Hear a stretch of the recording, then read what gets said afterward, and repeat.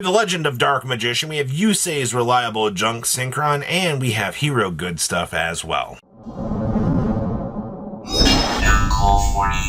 Make sure you guys smash the crap out of that subscribe button so you guys don't miss out more Oz content. The Dark Magician, the Pharaoh's Servant, is leaping into action today, actually showcasing, why we love this deck so very much. And honestly, this deck getting a chance to do well, we saw a lot of just success out of the weekend here, because Dark Magical Curtain kind of is an insane card, man.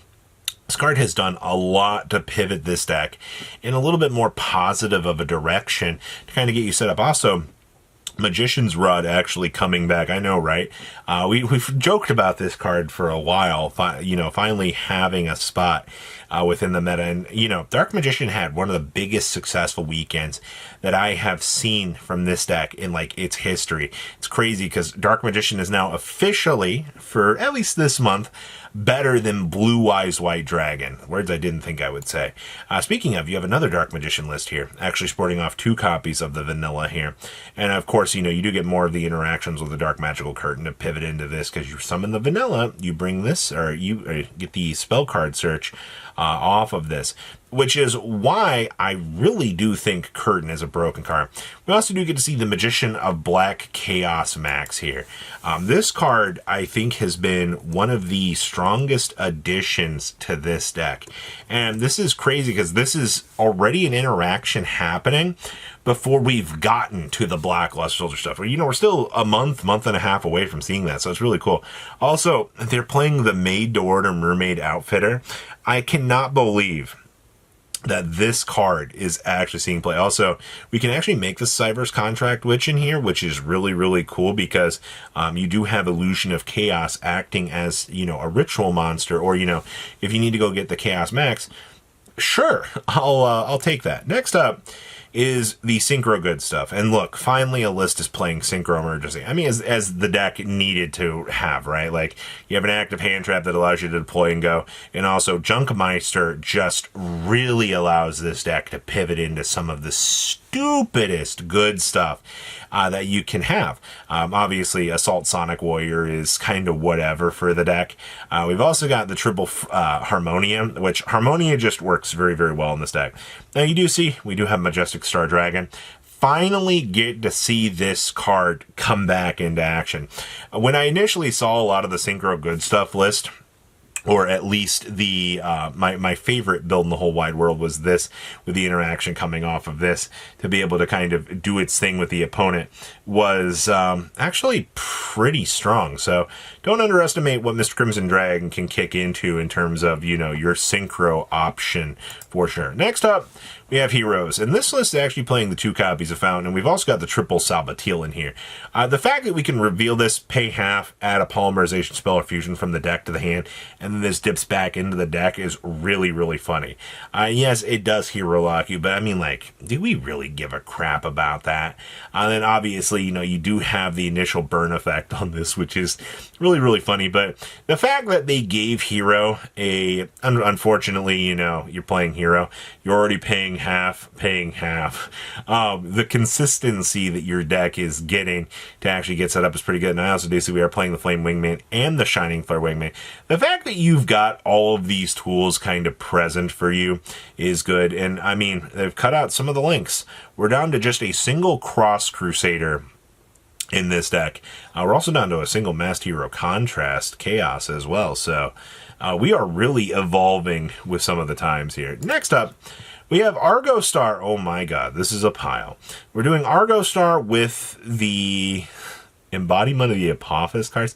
Well, first of all, the fact that you managed to get 24 traps in here, I'm going to clap for you. That's really funny, but we can actually toggle Sabatil here to go get us Super Poly from the deck. Oh no, I get extra deck locked for Heroes. I don't think that matters. And this also comes up as, an end of the turn option as well, which is kind of cool, actually. Sabatio Kuriboh actually working in a rogue setting is not something that I expected. But hey, rogue decks for Super Poly, you can finally, get something to shine. If this is going to be the case, this is going to be an interesting little time for sure. Next up, we have Pendulums. Now, one thing I will say about Pendulum out of the weekend here is every single tournament, somebody was trying out Pendulums. When you get Astrograph 3, 4, and 5 to the deck, you do some crazy stuff. Also, the consistency upgrades with Horoscope also was very good. I was also only playing one copy of the Odd Eyes, which, I mean, even in the modern sense of things, it's not that, this card's bad. It's just, time has kind of changed in the direction that you're going. But also, we do get to see Dark Magical Curtain kind of working in like triple kit here.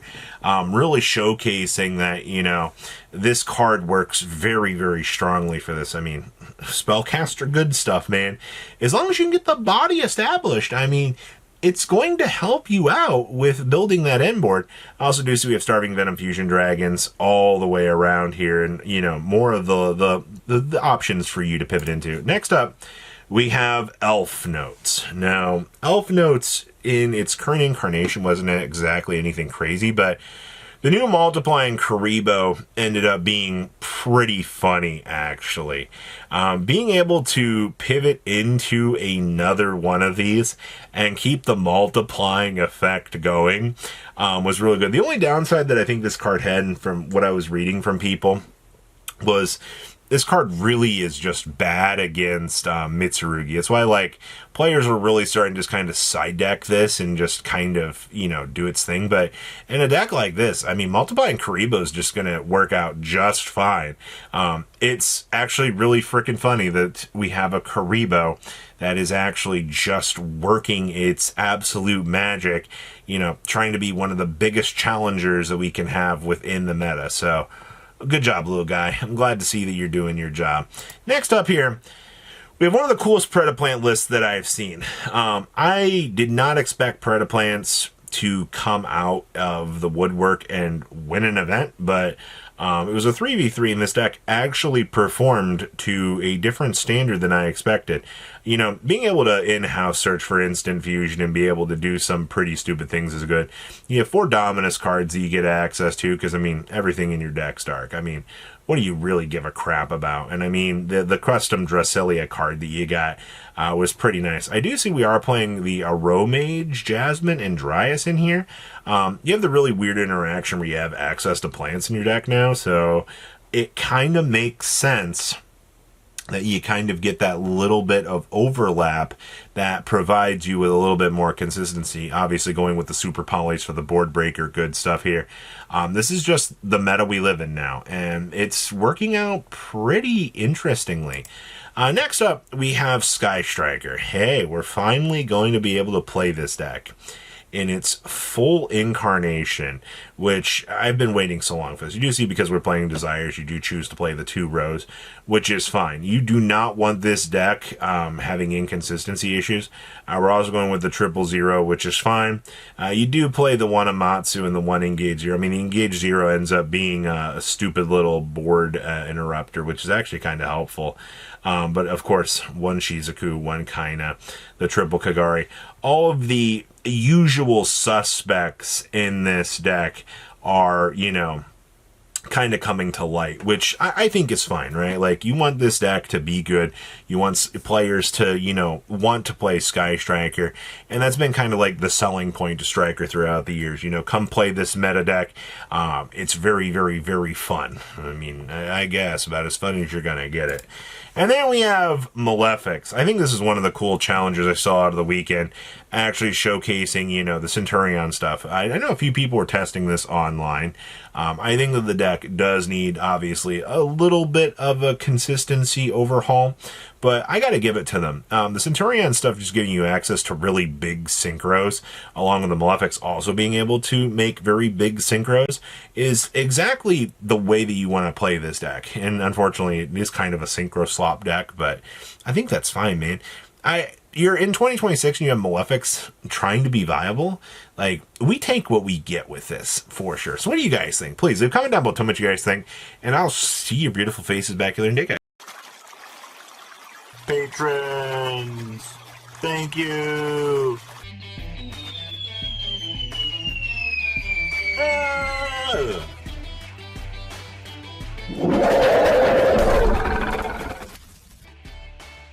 Thank you so much for watching. Check out these other videos.